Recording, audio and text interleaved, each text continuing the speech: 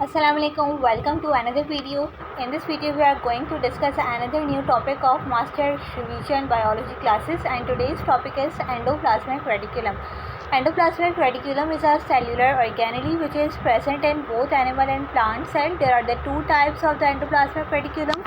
The smooth endoplasmic reticulum, which is SER, and the rough endoplasmic reticulum, RER. Endoplasmic reticulum को हमें तोड़ के अगर इसको पढ़ेंगे तो एंडो मीन्स होता है इनसाइड एंड प्लाज्मिक मीन्स होता है हमारे पास cell, cytoplasm and reticulum system of channel. Diagram में आप लोग रफ और स्मूथ एंडोप्लाज्मिक रेटिकुलम को देख सकते हैं।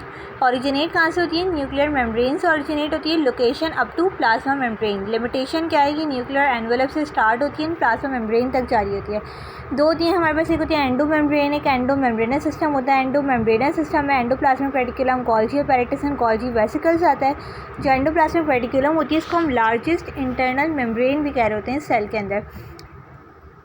एंडोमेम्ब्रेन्स के अंदर न्यूक्लियर एनवेलप आती है, प्लास्टिड की मेम्ब्रेन आती है। प्लास्टिड में हमने तीन चीज़ें पढ़ी थी, क्रोमोप्लास्ट, क्लोरोप्लास्ट, ल्यूकोप्लास्ट। इसके अलावा माइटोकॉन्ड्रियल मेम्ब्रेन, एंडोप्लाज्मिक और गोल्गी अपैरेटस और वैक्यूल की मेम्ब्रेन आती है। स्मूथ एंडोप्लाज्मिक रेटिकुलम में रफ एंडोप्लाज्मिक रेटिकुलम में डिफरेंस देखें तो स्मूथ एंडोप्लाज्मिक रेटिकुलम के पास राइबोसोम नहीं होते, जिस वजह से इसको हम ए ग्रेन्यूलर कहते हैं।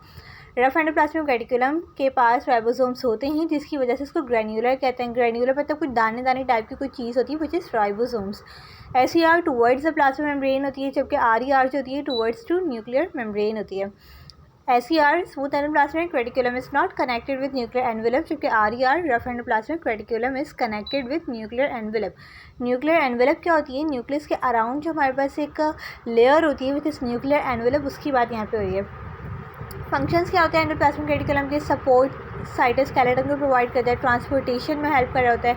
न्यूक्लियर एनवेलप से हमारे पास सबसे पहले रफ एंडोप्लाज्मिक रेटिकुलम बनती है, दैन इस रफ एंडोप्लाज्मिक रेटिकुलम से आगे जाके स्मूथ एंडोप्लाज्मिक रेटिकुलम बनती है।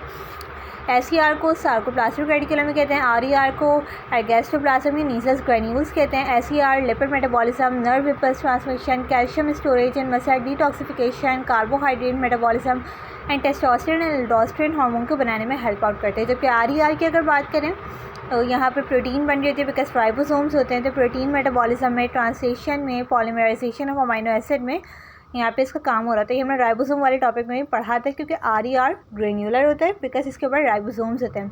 प्रोटीन हार्मोन्स जो पैनक्रियास और लिवर से सिक्रीट होते हैं उसमें भी RER का ही काम होता है, यानी पैनक्रियास और लिवर में जो सेल्स होंगे वहाँ पे RER यानी कि रफ एंडोप्लाज्मिक रेटिकुलम होगी। Thank you for watching.